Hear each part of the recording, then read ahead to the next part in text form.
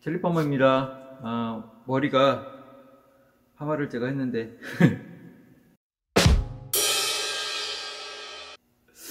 어떻게 파마를 했어요? 파마를 여름서부터 봄에 시작해서 겨울 전까지 제가 파마를 해요.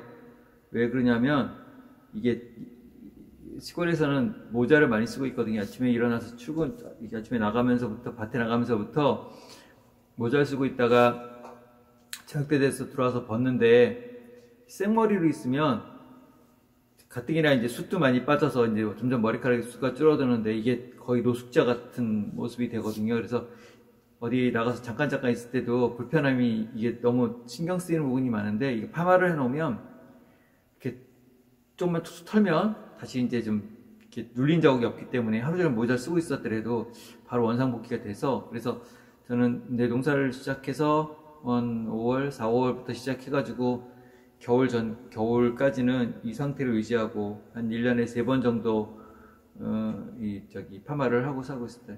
아예 진짜 어떤 멋있는 분들처럼 잘생기거나 두상이 좀 싹 해서 묶어서 머리를 그러면 좋겠거나 아니면 두건을 쓰고 있는 분들도 계신데 저는 파마하는 게 좀 편한 것 같아서 그래서 한 1년에 3번 정도 파마를 하고 지내고 있습니다. 제가 오늘 여러분들한테 또 말씀드리고 싶은 거는 농업인으로 산다는 것, 시골에 내려와서 농업인으로 산다는 것에 대해서 그게 어떤 거고 또 그 농업인으로 살면은 혜택이 있다고 하는데 이론적인 책에서 읽은 혜택이 말고 내가 실생활에서 지금 제가 받고 있는 혜택들인데 이게 얼마만큼 도움이 되는 혜택들인지에 대해서 말씀을 한번 드리려고 오늘은 생각하고 이 카메라를 들었습니다. 농업인으로 살아간다는 것은 뜻은 쉽게 얘기해서 농업이 내 수입원의 주가 된다는 뜻이거든요. 그래서 내 수입원의 주가 되는 농업을 최소한 증명할 수 있는 사람이어야 농업인이라는 지위를 얻게 돼요. 근데 그 최소한의 농업을 짓는다는 것에 대한 기준은 내 얼마만큼의 네, 지금 구독과 좋아요 눌러줄 시간입니다. 눌러주시고 제 이야기 이어가겠습니다. 최소한 이 정도의 경작진이 있어야 이 사람이 농업을 영유한다고 인정해줄 국가에서 인정해주는 기준이 있어요. 그게 뭐냐면 1000평방미터예요. 그러니까 300평쯤 되죠. 300평 정도의 땅을 내 소유로 가지고 내가 직접 농사를 짓거나 아니면 그 정도 규모의 땅을 임대해서 농사를 짓고 있다는 걸 증명해야 돼요. 그 정도. 근데 실상 그 정도 갖고 농업인으로서 내가 작물을 키워서 수입을 얻는 건 정말 미미하게 300평 갖고 살아갈 수는 없을 정도 하지만 그 최소한의 기준점을 농업인이라고 인정해 줄 수 있는 기준점을 마련해 놓은 평수가 300평이에요. 한 1000평 정도? 1000평방미터. 1000평방미터니까 300평 정도 되는데 그러면 그걸 어떻게 임대도 아는 사람끼리 임대차 계약서를 썼을 때는 그거를 인정을 못 받아요. 그거는 1965년, 내가 기억하기로는 1965년인가 1967년인가 하여튼 그 이전부터 그 땅을 소유하고 있던 사람한테는 그렇게 해도 되는 걸 알고 있는데 기본적으로 그걸 인정받기 위해서는 이제 임대하시는 분이 농어촌공사에 임대를 위탁을 해야 돼요. 위탁을 하면 그걸 다시 임대인을 그쪽을 통해서 임대를 하면 그 공신력 있게 임대 관계가 이루어져서 그럴 경우에 그걸 가지고 농지원부를 만들 수 있는 그게 생겨요. 그러면 그걸 가지고 농지원부라는 걸 가지고 내가 농사짓는다는 농지원부를 가지고 농업경영체 등록을 농산물 품질관리원인가 거기 가서 이 농업경영체 등록을 해야 돼요. 농업경영체 등록을 하게 되면 실사를 나오셔가지고 그 농지를 체크를 해서 농지에 만약에 창고가 지어져 있다던가 아니면 무슨 뭐가 있으면 그 면적을 빼요.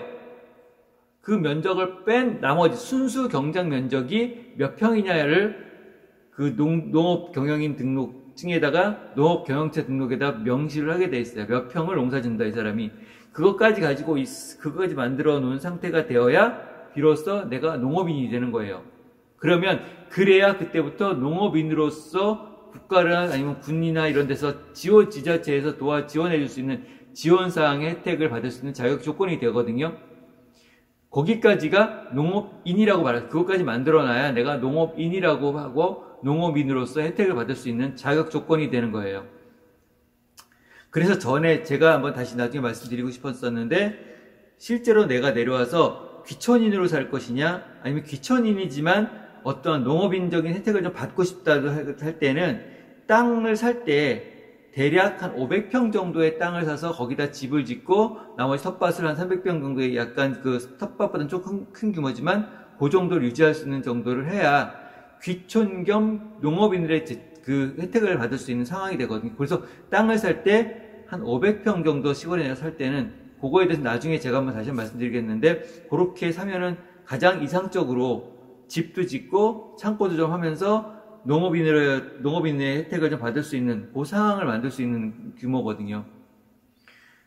그러면 내가 지금까지 현재까지 받고 있는 혜택들, 근데 실상 그렇게 큰 혜택은 없는 것 같아요. 농업을 하기 위한 혜택들이 있지, 내가 살면서 받을 혜택들은 뭐 그렇게 크진 않은 것 같아요. 제가 받아본 결과로는 어떤 분들은 뭐 모두 있고 하는데, 저는 다 받아보지 못했고, 제가 실상 농업을 지금 이제 3년째 들어가고 있는데, 제가 받아봤던 혜택들에 대해서만 지금 말씀을 드리겠습니다. 뭐 농지 구입이나 이런 거 할 때는 뭐 그거는 어째 기본적인 사항이고, 그거는 건건마다 다른 게 적용이 되기 때문에 그 문제는 뭐 저는 제껴놓고, 이미 농사를 시작하고 나서 농업인 경영체를 등록하고 농업인으로 되고 나서부터 제가 받았던 혜택이나 제가 받았던 혜택을 받고 있는 혜택들에 대해서 지금 말씀을 드리면, 제일 먼저는 면세율 공급받아요. 무작정 면세율 공급받는 건 아니고, 1톤 트럭을 가지고 있으면 여러 가지 뭐 다른 기타 등등 이렇게 경유에 대한 트럭을 갖고 있으면 1톤 트럭에 대한 운영할 때 필요한 면세유가 한 달에 하루에 1리터가 나와요. 그러니까 쉽게 해서 365리터가 나오는 거죠. 365리터가 1년에. 근데 이거를 이제 매 3개월 단위로 끊어서 그 안에 소비를 다 해야 돼요. 그래서 이게 365리터가 1년간 사용할 수 있는 경유의 그 면세유가 나와요. 그러니까 쉽게 해서 한 700리터당 아마 700 얼마 될 것 같아요. 900 얼마인가? 하여튼 반보다는 조금 반보다는 더 되는 금액으로 면세를 받은 그 금액에 경유를 구입할 수 있고요. 다른 분들은 이제 트랙터라든지 기타 이제 경유가 들어가는 장비를 갖고 있는 사람들은 거기에 맞춰서 또 나와요. 그러니까 트럭에 대해서 나오고 트랙터에 대해서 나오고 이런 식으로 쭉 나와요. 그리고 휘발유에 대해서는 저는 SS기가 있기 때문에 SS기에 해당해서 면세유가 1년에 350리터 정도 나와요. 근데 이게 모자라요. 보통 쓰면은 한 9월달 정도면 끝나요. 그래서 한 번 더 신청하면은 한 200리터 정도 더 살 수 있는 그걸 주거든요. 그러니까 한 400리터 정도의 휘발유를 면세로 구입할 수 있다. 면세유 규모가 그 정도 되는, 어떤 분들은 이제 SSE가 2개 있고 뭐 있고 하면 굉장히 많은 양의 면세유를 받을 수 있어요. 그래서 면세유를 이제 받아서 우리가 세금이 없는 휘발유와 기름을 쓸 수 있다. 근데 그것도 풍족하진 않지만 또 생으로 또 다 내고 기계를 돌리려면 부담되는 금액을 좀 경감시켜서 사용할 수 있다. 그럼 면세유를 사용할 수 있는 방법이, 그 혜택이 있고, 그 다음에 내가 농사를 짓거나 할 때 사용되는 물품들이 있어요. 박스를 산다든지 무슨 뭐 기타 등등 농협에 가면 그것들을 파는 자재 창고가 있거든요. 그럼 거기 가서 이제 물건들을 사요. 그럼 거기에 대해서 농업을 하기 위해 산 물건들에 대해서는 그 우리가 이제 사업체에서 했듯이 똑같이 부가세 환급이 나와요. 1년에 뭐 어떨 때는 30만 원이 나올 때도 있고, 어떨 때는 뭐 15만 원이 나올 때도 있고, 어떨 때 5만 원, 이런 식으로 1년에 한 번 부가세 환급이 나와요. 그리고 농업인 재해보험이 있어요. 농업인 재해보험. 그러니까 내가 농업 사다리를 타고 올라가서 떨어져 다쳤다거나, 아니면 뭐 농업인 무슨 밭을 갈다가 넘어져서 어떻게 했다든가, 아니면 뭐 풀베다가 뭐 손을 베었다든지, 이럴 때 그 재해를 보상받는 농업인 재해보험이 있는데, 거기에 대해서 일정 부분을 군비 보조를 해주기 때문에 굉장히 싼 가격에 들 수 있어요. 일반 상업보험보다 농협통해서 가입하는 보험이 싸게 가입이 되게 돼 있어요. 한 2만 원 선 1년에 그 정도고, 또 실비보험도 실비보험도 똑같이 농업인 실비보험이라 그래서 그것도 군보조가 있어서 그것도 또 농업인 또 농협회원이면 좀 더 할인이 더 되고 더 보조가 있고요. 보조를 받아서 뭐 실비보험하고 그 다음에 재해보험까지 다 가입을 해도 1년에 한 35,000원 선 요 정도면 되는 것 같아요. 35,000원, 많아야 4만원. 1년 동안 보장받는 게. 그러니까 일반적인 보험보다는 굉장히 싸죠. 그 보조가 나오는 게 크니까. 그리고 이걸 받아야 또 여러 가지 또 다른 혜택을 누릴 수 있기 때문에 그것들은 보통 농업인 재해보험 꼭 가입을 해요. 그러니까 저도 내려와서 다른 보험 있던 거 좀 줄이고 이거 워낙 싸니까 이걸 갈아탔어요. 그리고 각종 농사에 필요한 자재 장비를 구입할 때 할인 보조가 나와요. 근데 그 보조가 은근히 꽤 큰 보조들이 나오거든요.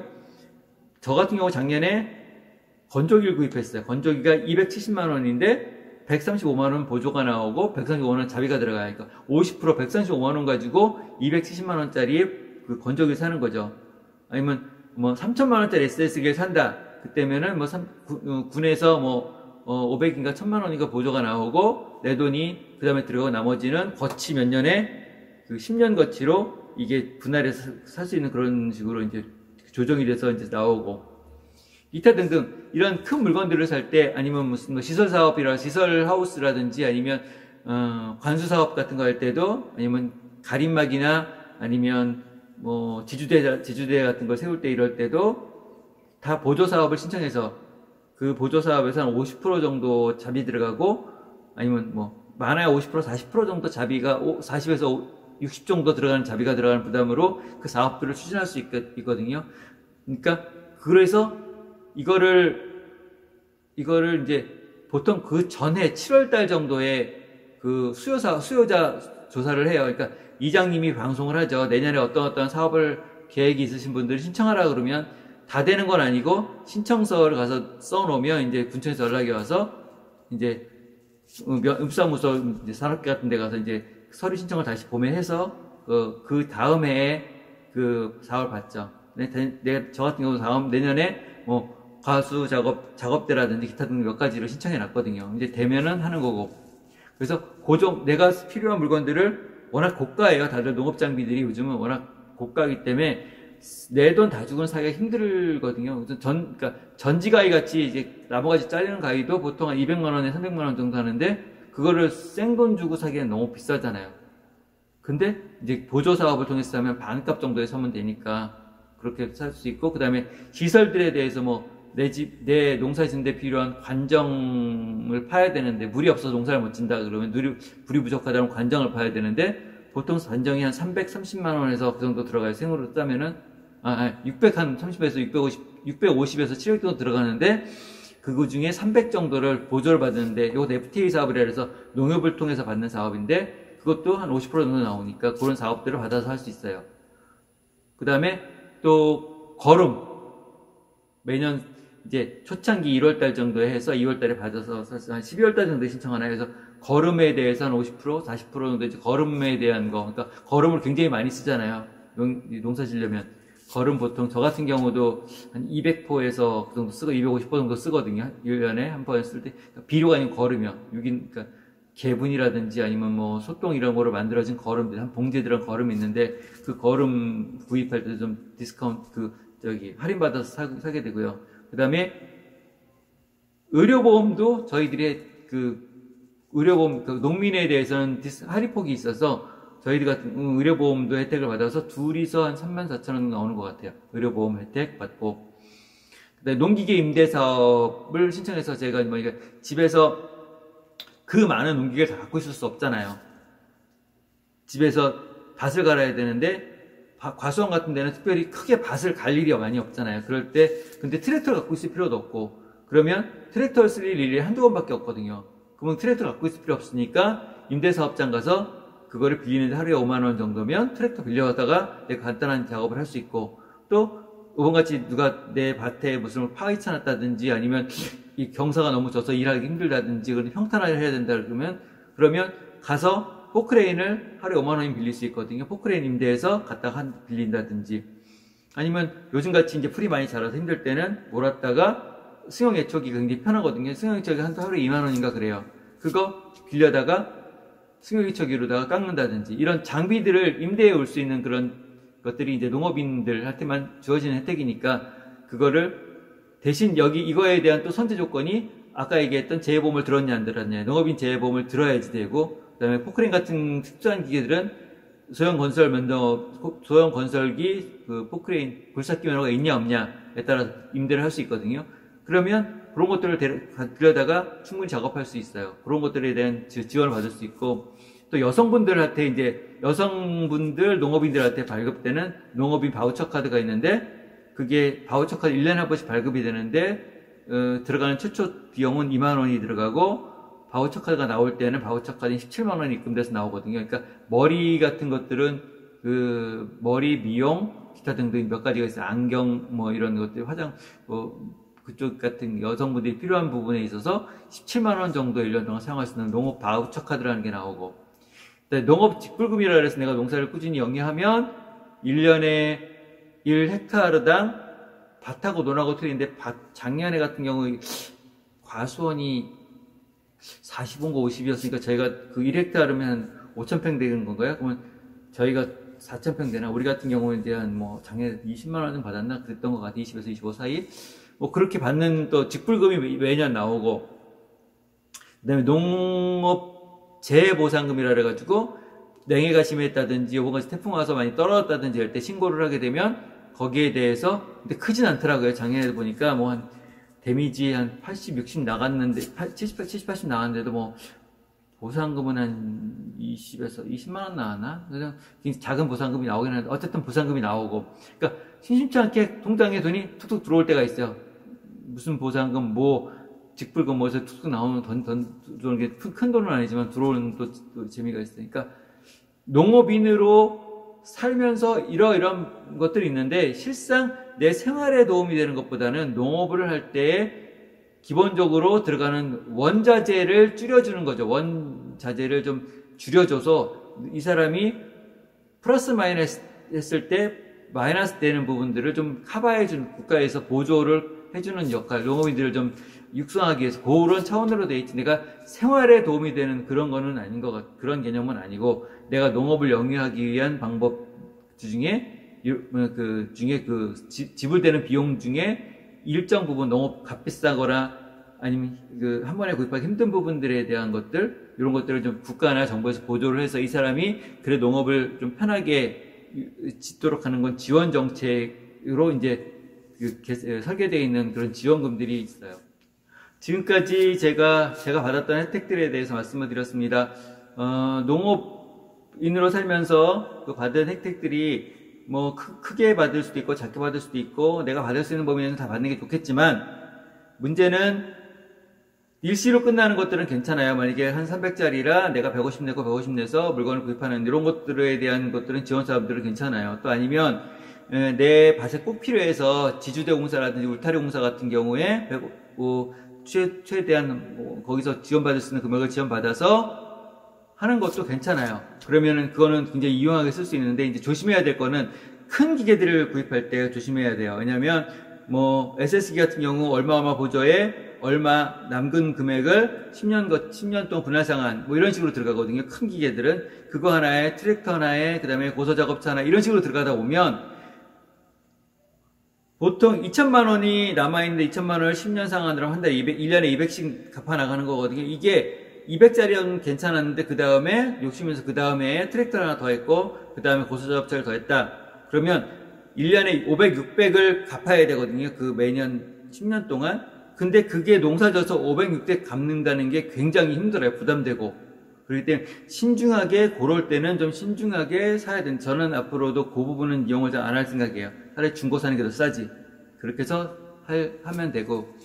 그런데 이런 혜택들을 아무리 귀천을 하더라도 뭐 건조기라든지 뭐 기타 등 여러 가지 조금씩 있어요. 그런 것들 사야 될 부품들이라든지 사야 될 그 자재들이라든지 이런 것들을 혜택을 보려면 귀촌 생활만 하게 하면서 너무 텃밭도 좀 가꾸면서 뭘 하려면 이왕이면 한 300평 정도의 농지를 끼고 내 집을 지을 수 있는 그런 규모를 선택하는 것이 아무래도 도움이 많이 된다. 그걸 좀 유념하고 생각해 보시는 관점에 한번 그거를 고려해, 토지를 구하거나 농지를, 집자리를 구할 때 하나의 고려의 대상이 되면은 그것도 좋은 생각일 거라 이렇게 생각합니다. 네, 감사합니다. 오늘 여기까지 제 말씀을 드려서 감사하고, 구독과 좋아요는 좀 체크를 해주시면 감사하겠고요. 또 알람 기능까지 넣어주시면 더 감사하겠습니다. 앞으로도 더 좋은 이야기를 해드리도록 하겠습니다. 오늘 여기까지 이 동영상 봐주셔서 감사합니다. 네. 네, 지금 구독과 좋아요 눌러줄 시간입니다.